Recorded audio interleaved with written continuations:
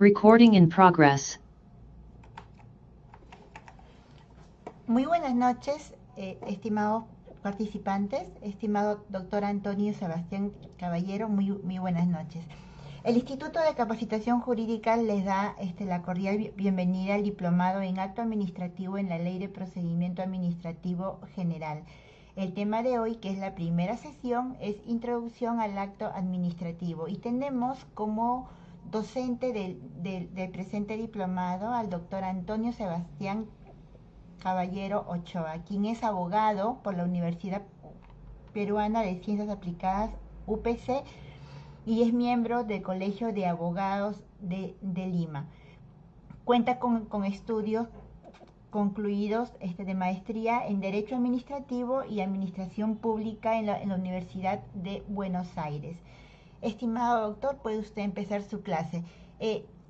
Disculpen, estimados participantes, por favor, cuando la clase acabe, se les pide unos 2 o 3 minutos que se queden para darles algunas indicaciones sobre el aula virtual. Estimado doctor, ya puede usted empezar. Muchas gracias, Jenny. Buenas noches con todos los participantes. Efectivamente, el día de hoy iniciamos el diplomado de acto administrativo en el marco normativo que le corresponde, que es la Ley de Procedimiento Administrativo General. Digamos que vamos a ver a lo largo de estas 8 sesiones algunos puntos viscerales, algunos puntos críticos de lo que es efectivamente el tratamiento que le da el ordenamiento jurídico peruano al acto administrativo en el marco de la Ley de Procedimiento Administrativo General, ¿no? Entre, digamos, las diferentes situaciones, diferentes aristas que vamos a ver del acto administrativo. Por un lado, vamos a tener el concepto inicial, vamos a desarrollar ciertos principios que rigen, digamos, los actos administrativos. Vamos a revisar también, digamos, algunas clasificaciones de lo que es el acto administrativo, la ejecutoriedad de estos actos, digamos, cómo se llevan a cabo, cómo se da el cumplimiento de los actos administrativos, entre otras cosas, ¿no? Incluso vamos a revisar lo que son los medios impugnatorios que los administrados, digamos, se encuentran habilitados para interponer respecto de una decisión que sea revestida en algún acto administrativo, ¿no? Entonces, por favor, los invito a, en cualquier momento de la exposición, interrumpirme, a realizar las preguntas pertinentes. Y también les solicito, por favor, que si bien no vamos a encender las cámaras, tengamos una participación un tanto activa en la clase, ¿no? Digamos, esto va a hacer que sea mucho más dinámica la clase, y va a enriquecer también con vuestra participación la dinámica de toda la clase, ¿no? Porque recordemos que no solamente va a contar la opinión o, digamos, lo que yo les pueda contar respecto del acto administrativo, de todos los temas que vamos a ver, sino también nos va a enriquecer la participación de ustedes respecto de diferentes casos, respecto de diferentes preguntas, en lo que ustedes puedan aportar también a la clase, ¿no? Entonces, toda participación es bienvenida y sí les voy a pedir en muchos casos, por ejemplo, que me ayuden con la lectura de algunas diapositivas, ¿no?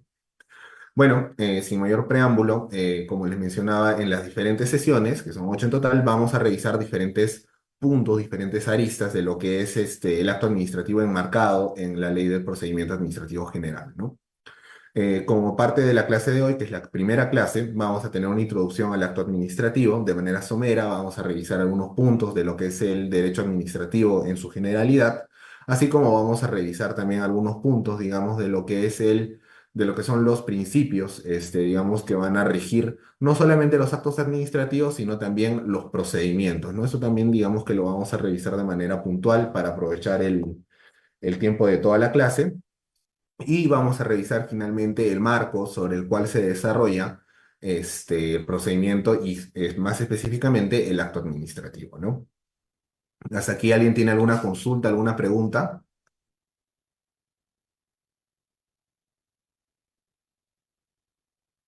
No. Ok, ok, muchas gracias.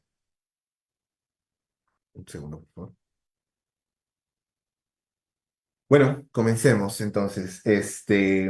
¿Alguien de repente me podría apoyar con alguna acercación al concepto, a la definición de lo que es el derecho administrativo en nuestro ordenamiento? No es, digamos, necesario que ensayemos una definición bastante elaborada, es solamente un criterio que nos acerque, digamos, a la concepción del propio derecho administrativo, ¿no? Digamos esto para romper el hielo e iniciar con la exposición.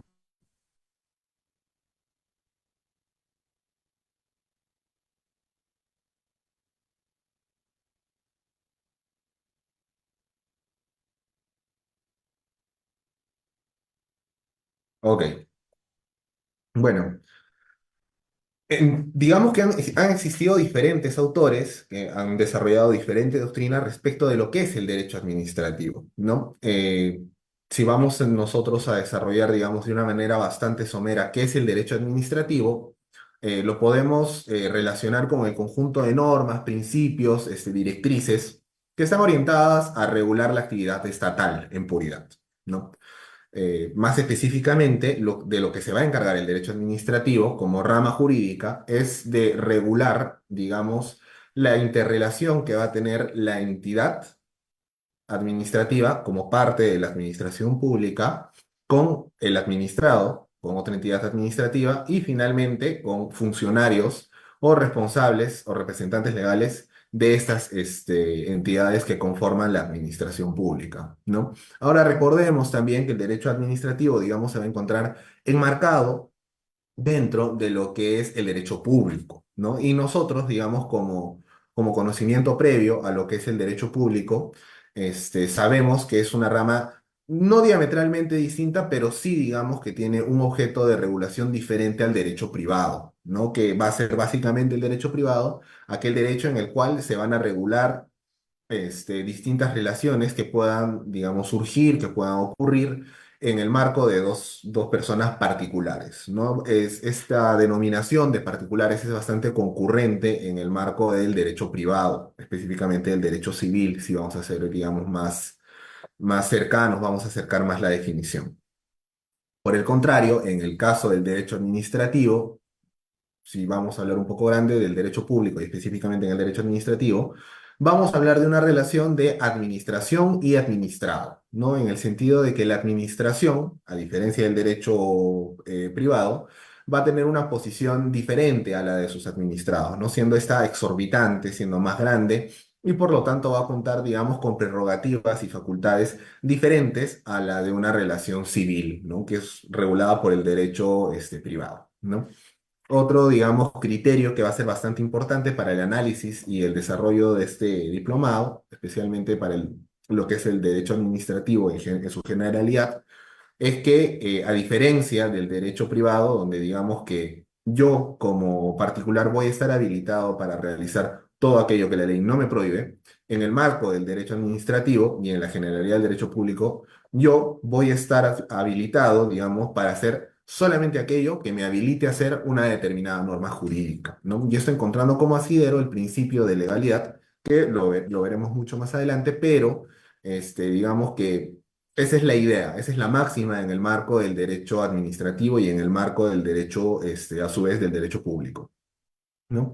Entonces, básicamente, digamos que jalando estas ideas que hemos estado revisando, podría decirse que en realidad lo que busca el derecho administrativo es regular la acción que puede tener la administración, siempre basada en dispositivos normativos respecto de la cual está facultada, ¿no? Y digamos que el destinatario de esta relación o de esta regulación pueden ser las relaciones de la propia administración entre entidades públicas, entre la entidad con un funcionario o la entidad representando a la administración pública con sus administrados, ¿no? Aquí, por ejemplo, tenemos una definición, un concepto que ensayó Cristian Guzmán Apuri respecto de lo que es el derecho administrativo, ¿no? Este autor indica que el derecho administrativo, como rama del derecho público interno, está compuesto por la norma jurídica que regula la actividad administrativa del Poder Ejecutivo, la actividad materialmente administrativa del Poder Judicial, del Poder Legislativo, los organismos constitucionales autónomos, los entes descentralizados territorialmente, que podrían ser gobiernos locales y gobiernos regionales, y los entes públicos no estatales. Además, el derecho administrativo, al regular el funcionamiento de la administración pública y el procedimiento administrativo, propende al bienestar general puesto que permite que el administrado acceda con mayor facilidad y por ende a un menor costo a la administración pública. Vamos a rescatar de esta primera definición de derecho administrativo dos ideas centrales. Por un lado, tenemos que el autor menciona a lo que es el poder ejecutivo revistiendo la figura de administración pública. Esto es porque efectivamente, bajo digamos, el principio de separación de poderes, cada poder específico va a desarrollar una función en sí, ¿no? Una de las funciones principales podría ser, por ejemplo, en el caso del Poder Judicial, la administración de justicia. No digamos que esta facultad, esta habilidad inherente al Poder Judicial va a ser propia y no va a poder ser trasladada, digamos, a otro de los poderes, ¿no? Porque esto significaría un quebrantamiento del principio de separación de poderes.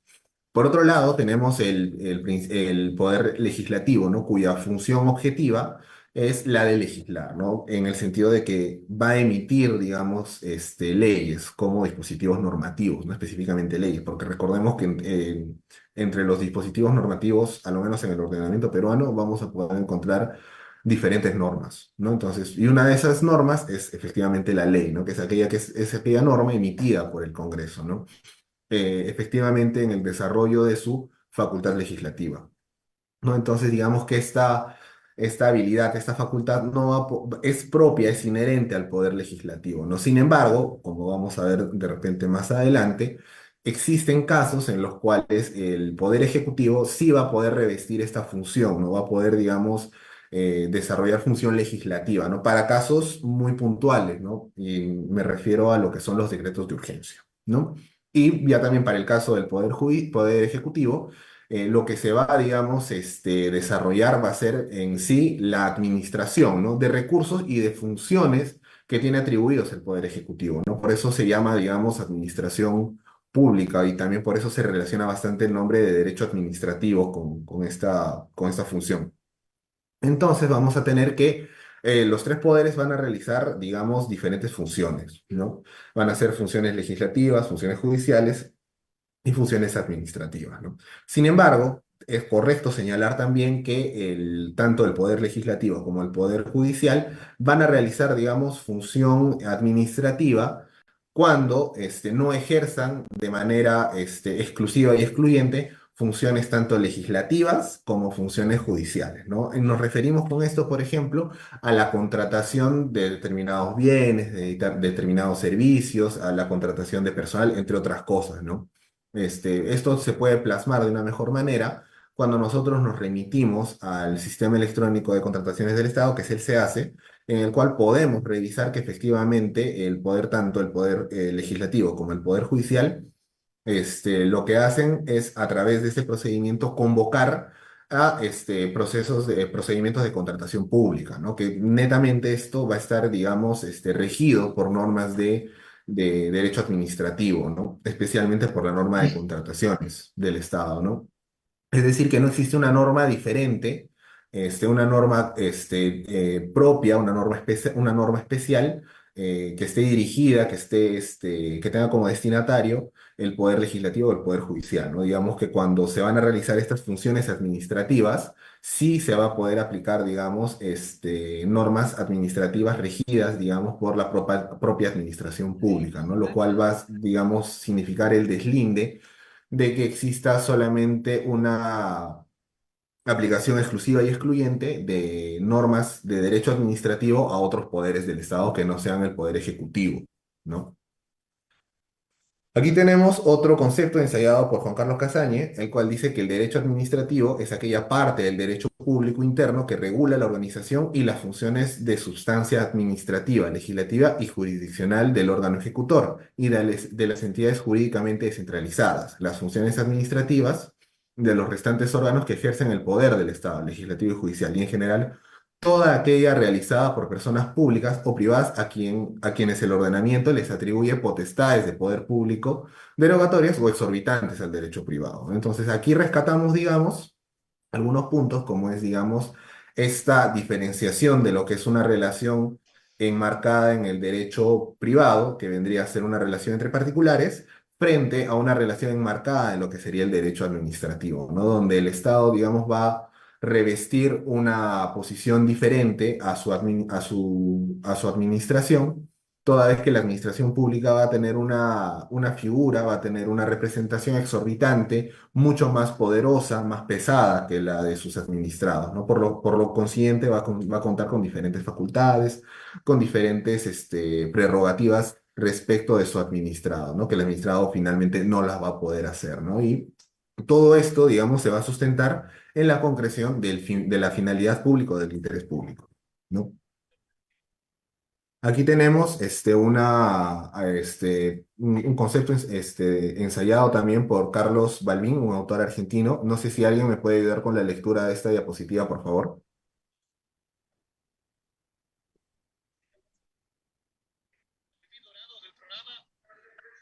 Sí, Valeria, por favor.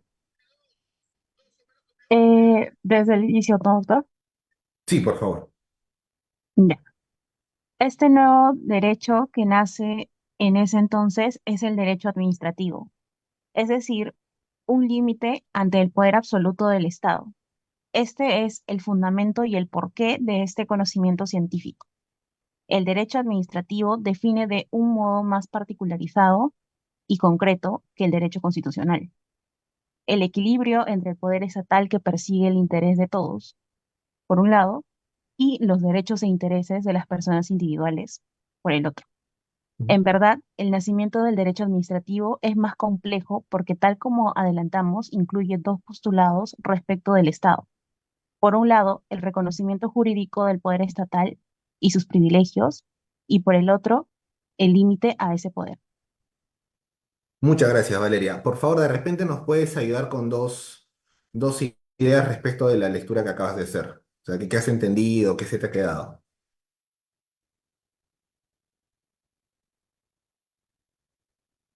Que el derecho bueno, el derecho administrativo en sí nos ayuda a, bueno, como dice un lado más particularizado, quiere decir que se enfoca en una específica área que yo lo entiendo como las administraciones públicas, ¿no? Conjuntamente con Ujú, su relación que tiene con todos los ciudadanos. ujú. Entonces, por eso es que habla de los derechos e intereses de las personas individuales. Por eso. Sí, perfecto, perfecto, está muy bien, muchas gracias. Gracias por participar también.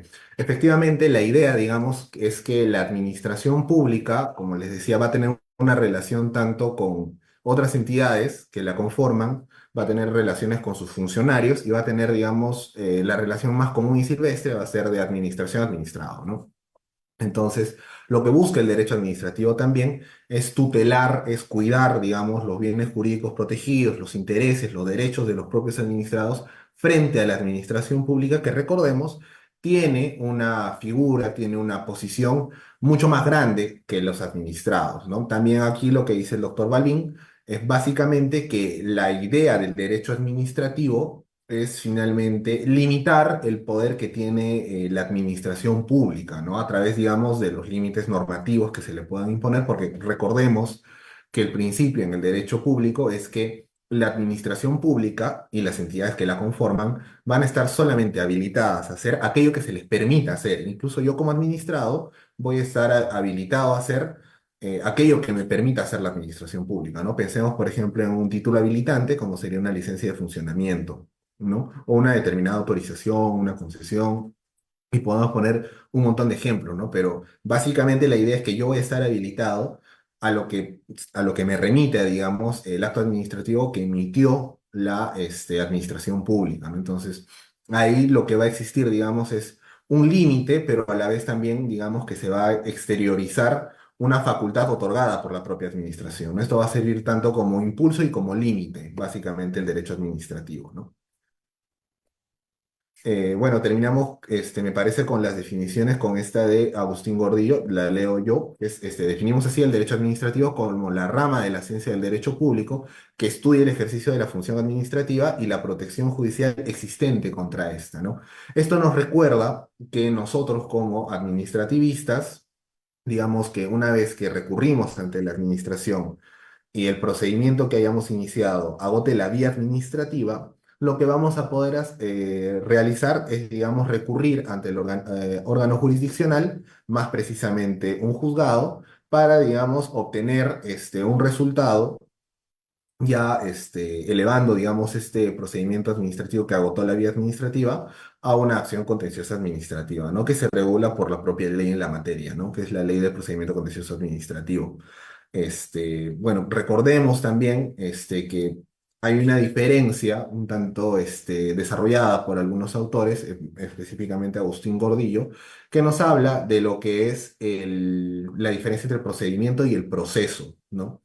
Me parece que compartí una lectura con el instituto, que imagino que también se la va a facilitar, No habla directamente de lo que es acto administrativo, va a hablar bastante de lo que es procedimiento, pero es de manera complementaria. Básicamente lo que menciona este autor en esta lectura es que la diferencia entre proceso y procedimiento, digamos, es que el proceso va a abarcar una situación mucho más amplia en el sentido de que se va a reservar esta situación amplia para efectivamente la administración de justicia, ¿no? Digamos que el proceso lo que va a buscar es la obtención de una decisión imparcial basada en la justicia y digamos quien va a administrar esta justicia a determinada situación va a ser el órgano jurisdiccional representado por el juez. Es por eso que digamos que procedimiento va a estar más reservado para el derecho administrativo en el sentido de que efectivamente no se va a buscar la administración de justicia exacta, como sí lo haría, por ejemplo, un organismo jurisdiccional, ¿no? Pero eso lo van a ver con mayor detalle en la lectura que imagino que les van a compartir en el aula virtual. Ahora debemos recordar también que digamos, el derecho administrativo es relativamente nuevo en comparación al derecho civil, ¿no? ¿Y por qué referimos esto? Porque el derecho civil, digamos, existe desde el Imperio Romano, incluso antes, ¿no? Entonces, básicamente lo que pasa en este caso es que el derecho administrativo ocurre y existe a partir de la Revolución Francesa, ¿no? Sin tocar, digamos, y sin profundizar muchos temas históricos, es que la administración de justicia, digamos, durante este gobierno provisional que se instaló, había resultado bastante complicada, ¿no? Incluso había una situación de que no se podía llevar a la justicia a los propios jueces, era, digamos, ilegal hacer recurrir a un juez ante un propio juzgado, ¿no? Acusarlo de haber cometido algún delito, entre varias situaciones, ¿no? Entonces, digamos que para determinadas situaciones fuera del ámbito judicial y por determinadas situaciones de practicidad y de eficiencia, se empezaron a crear una suerte de tribunales administrativos, ¿no? Donde se resolvían contingencias, situaciones, problemáticas que estaban fuera del alcance, digamos, del ámbito de aplicación del derecho civil o del derecho penal, ¿no? Entonces, más precisamente nace a partir de la Revolución Francesa el derecho administrativo y se sirve además del derecho civil como fuente informadora, ¿no? Para crear determinadas instituciones, para crear, digamos, determinada dinámica que pueda existir entre la administración y sus propios administrados, ¿no? No obstante ello, recordemos que estamos hablando de dos campos y dos ramas jurídicas totalmente distintas. Prueba de ello es que algunas instituciones del derecho civil, si bien llevan el mismo nombre en el marco del derecho administrativo, van a tener, digamos, aplicaciones y contenidos totalmente distintos. Es el caso, por ejemplo, de la caducidad civil y de la caducidad administrativa, ¿no? O incluso de la prescripción, ¿no? Digamos, incluso la prescripción podría, digamos, darle un sentido parecido, ¿no? Pero no termina de ser el mismo. De la misma forma hablamos de un acto administrativo y de un acto jurídico, ¿no?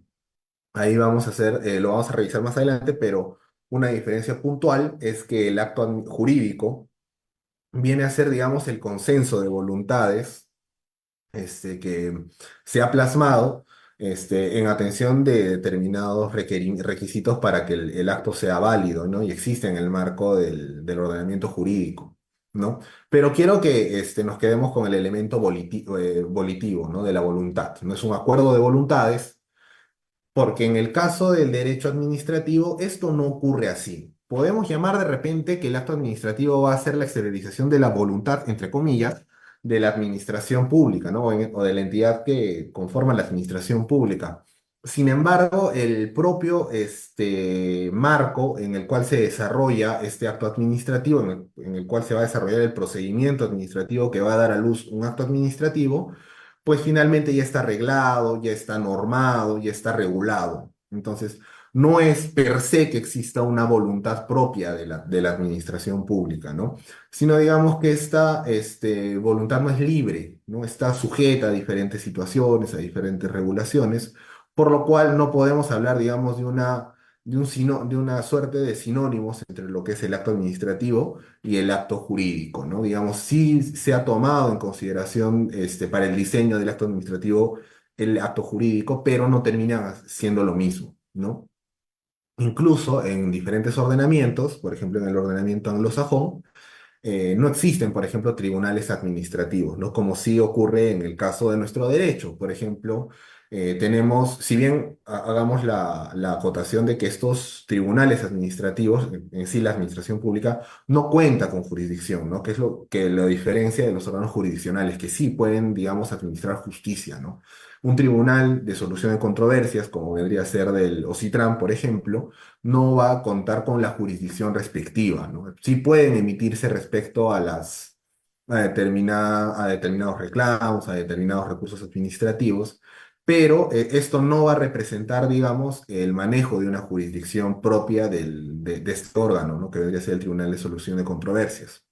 Pensemos también en el Tribunal de Contrataciones con el Estado, ¿no? Si bien, digamos, va a resolver un determinado caso, yo como administrado voy a poder recurrir ante el organismo jurisdiccional para judicializar este acto administrativo que reviste el fallo o la decisión del tribunal administrativo, ¿no? Como les decía, en el caso, por ejemplo, del derecho anglosajón, no existen tribunales administrativos, sino que los propios tribunales, los tribunales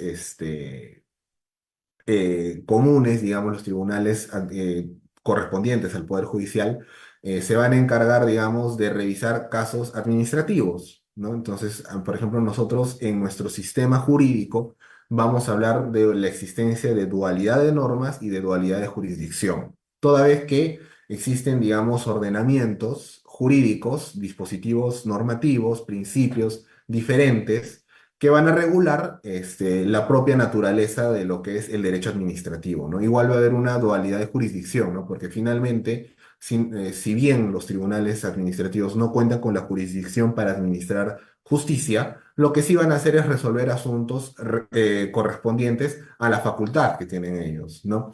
Con esto me refiero a que, por ejemplo, el TRASU, el Tribunal de Resolución de Controversias Administrativo de los ITEL, va a tener competencia para conocer y resolver determinados casos, ¿no? Porque finalmente si se presenta un administrado y quiere resolver un determinado caso frente a este tribunal, el propio tribunal debería declararse incompetente, ¿no? Que no cuenta con la competencia, digamos, para resolver determinados casos, ¿no? Entonces, en el marco, digamos, de esta diferenciación de normas y de dualidad, digamos, de jurisdicciones, existiría en nuestro caso, en nuestro sistema jurídico, especialmente en el peruano, así como por ejemplo en el chileno, en el argentino y en todos, digamos, los de Latinoamérica y los que son diferentes al sistema de derecho anglosajón, esta dualidad de normas y dualidad de jurisdicción, ¿no? Finalmente. No sé si alguien me puede ayudar con la lectura de esta diapositiva, por favor.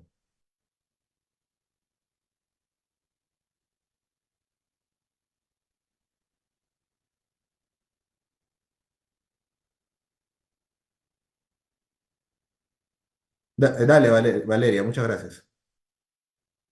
Sí, dualidad de normas y dualidad de jurisdicción. El Estado peruano comprende dentro de su ordenamiento jurídico una dualidad de normas y de jurisdicción en las cuales se aplican las normas correspondientes de acuerdo con las relaciones existentes, tal y como hemos mencionado anteriormente. En caso de que exista una relación entre particulares, las mismas seguirán las disposiciones normativas correspondientes a esa relación en específico, que vendría a ser derecho privado. Mientras Ujú. que, por otro lado, cuando el Estado participe en una determinada relación en específico, se aplicarán normas distintas a las primeras, referidas al derecho público, lo cual comprueba que efectivamente el ordenamiento jurídico peruano adoptó el sistema de dualidad de normas y jurisdicción.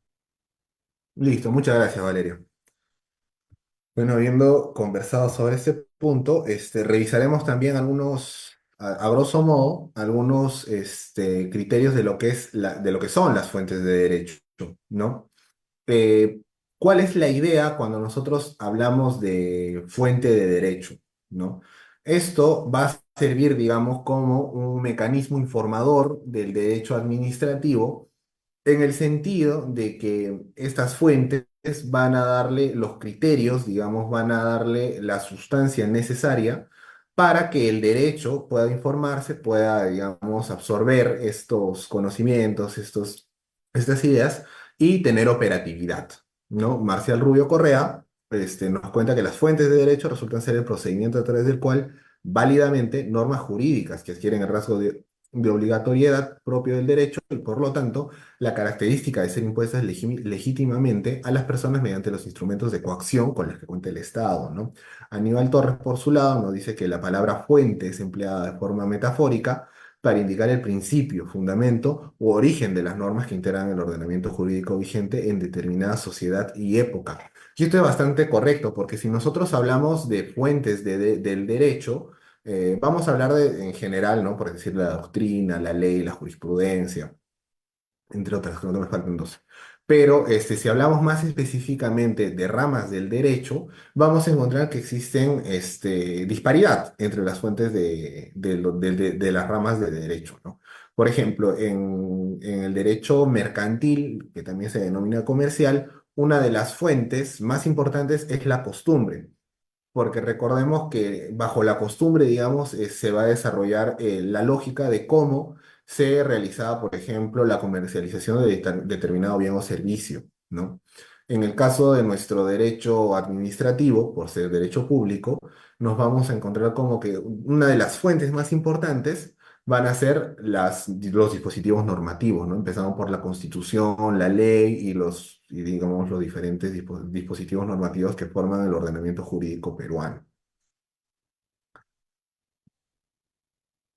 Noberto Bobbio, por su lado, dice que fuentes del derecho son aquellos hechos o aquellos actos de los cuales el ordenamiento hace depender la producción de normas jurídicas, ¿no? Por su lado, Hans Kelsen dice que fuente de derecho es una expresión metafórica con más de un significado.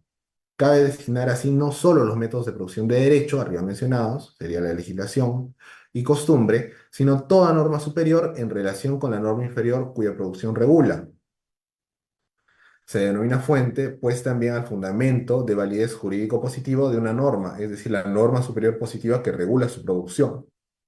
En este caso, por ejemplo, lo que se menciona en este extracto de Hans Kelsen es que básicamente la norma superior que le da, digamos, creación a otra norma va a encontrar ahí su fuente, ¿no? Digamos, va a ser una fuente más legalista, más normativa, más positivista, si lo queremos ver, digamos, desde el punto de vista más abstracto, más metafórico, ¿no? Pero recordemos también que la ley y los dispositivos normativos resultan ser fuente de derecho, ¿no? Nosotros, como mencionábamos, como administrativistas, nos vamos a manejar en el marco de lo que dispongan las normas y de los límites que estas normas también nos establezcan, ¿no? Entonces, en el marco de nuestro ordenamiento jurídico peruano, la Ley de Procedimiento Administrativo General, yo la llamo LEPAG, muchos le llaman LPAG, otros le llaman la LPAG, bueno, yo le digo LEPAG. La LEPAG, digamos que ya ha recogido en su título preliminar cuáles van a ser estas fuentes de derecho, ¿no? Finalmente. Si no me equivoco, es el artículo 5, sí, del título preliminar del TUEL AREPAC, establece cuáles van a ser estas fuentes específicamente del derecho administrativo, ¿no? Entonces, ahí digamos que ya de por sí se está cumpliendo el principio de que yo tengo que actuar bajo el criterio de lo que dicen las normas y también estoy limitado por aquello que dicen las normas, ¿no? Esto más adelante vamos a ver que se denomina el principio de legalidad específicamente, ¿no? Pero digamos que la administración pública y el ordenamiento jurídico peruano está cumpliendo en positivizar las fuentes de derecho administrativo y a su vez está dando cumplimiento al principio de legalidad, ¿no? Las fuentes de derecho administrativo son orígenes cercanos o remotos de donde provienen las normas jurídicas que se aplican a la función de administrar. Lo que dice básicamente el artículo es cuáles son las fuentes del procedimiento administrativo, ¿no? El ordenamiento jurídico administrativo integra un sistema orgánico que tiene autonomía respecto a otras ramas del derecho, ¿no? Que es lo que veníamos diciendo, ¿no? Que las propias ramas del derecho van a tener autonomía frente a otras, ¿no? Si bien, digamos, va a existir una armonía entre todas las ramas para que coexistan dentro del marco del ordenamiento jurídico de un Estado, estas van a tener independencia, ¿no? Porque digamos que son campos normativos totalmente diferentes de otros, ¿no? Por ejemplo, nosotros, bueno, por diferentes situaciones de integración, de interpretación, en muchos casos vamos a tener que recurrir a otros marcos normativos, ¿no? Se me ocurre de manera supletoria recurrir al Código Civil, por ejemplo, para, digamos, extraer una norma y, digamos, establecerla de manera, en el marco de una función integradora a una relación que esté regida por el derecho administrativo, ¿no? Pero esa labor, digamos, es ya, más interpretativa y y forma parte de las labores que realizamos nosotros los operadores del derecho, ¿no? Pero en su generalidad, las ramas del derecho resultan ser autónomas, ¿no? En las reglas del juego, en las reglas ordenadoras que manejan, para sí mismas, ¿no?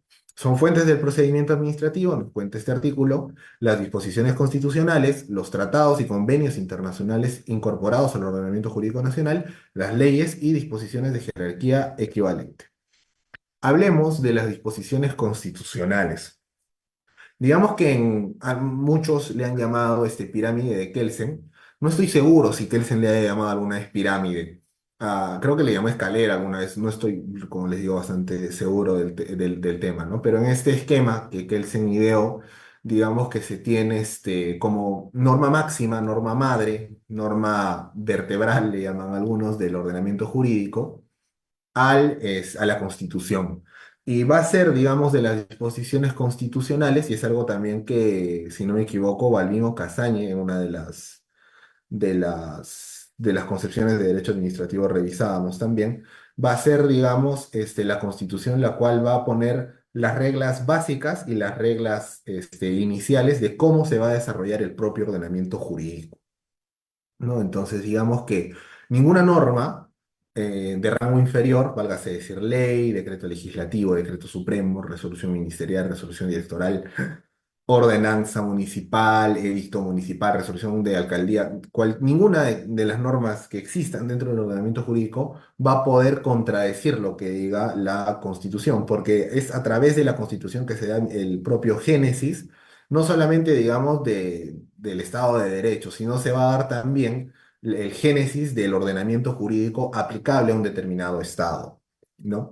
Entonces, nosotros cuando hablamos de que la administración debe actuar dentro del marco de la Constitución, es que los órganos de la administración pública tienen en las normas constitucionales principios constitucionales, aspectos orgánicos, dogmáticos y finalmente el articulado que compone la Constitución, fuentes de modo directo e inmediato que subordinan su acción administrativa.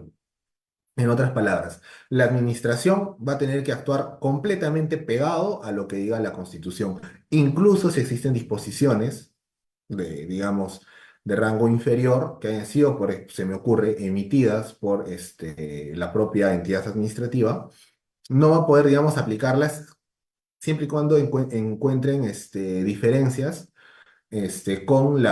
con el contenido constitucional, ¿no? La administración debe interpretar el ordenamiento jurídico conforme a la Constitución.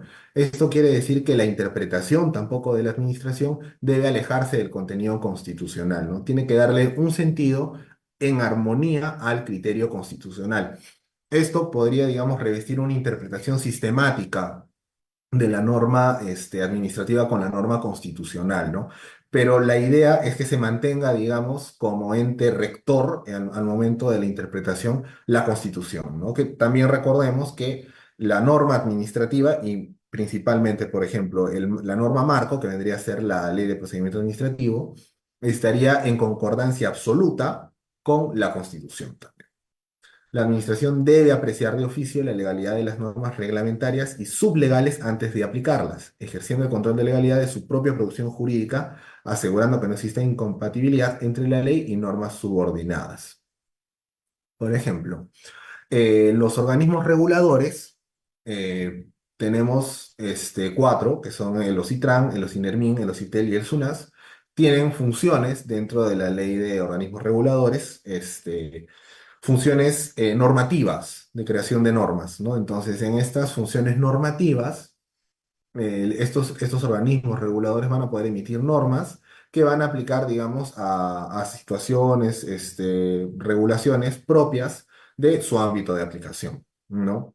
A lo que me quiero referir es, por ejemplo, el OSITEL va a emitir un reglamento de calidad de servicios de telecomunicaciones. Por su lado, el SUNAS, que ve todo el tema de saneamiento, emitirá un reglamento de calidad de servicios de saneamiento, ¿no?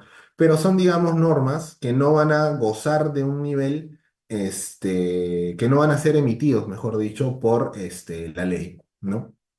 Y de igual forma, digamos que se van a encontrar supeditados a la existencia de una ley, ¿no? Que vendría a ser la ley de los organismos reguladores que les otorga esta facultad a estos organismos de una función creadora de normas, ¿no? De igual manera, estas normas que sean emitidas por los organismos reguladores van a tener que estar de manera obligatoria, sí o sí, supeditadas a determinadas normas. Se me ocurre en el caso de los IPTEL, las normas que éste emita no van a poder, por decir, contradecir lo que disponga la ley de telecomunicaciones, ¿no? Que es una ley del año 99, si no me equivoco, del 93, pero digamos que no van a poder contradecir determinadas situaciones ya previstas en este instrumento, ¿no? De igual manera, para los otros casos, ¿no? Las disposiciones constitucionales, ¿no? Por favor, ¿alguien me ayuda con la lectura de esta diapositiva?